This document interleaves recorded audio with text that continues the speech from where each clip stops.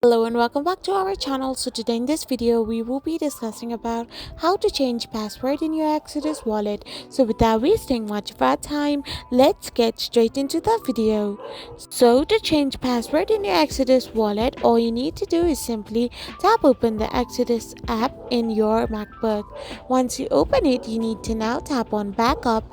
There you can find the Exodus password reset option. Once you tap on reset, you need to tap on the continue button and then you need to unlock your wallet. Now by typing in the password, you can simply unlock your wallet and then hit the unlock now option as well. After doing so, you need to create a new password you want change your password into and hit the next button.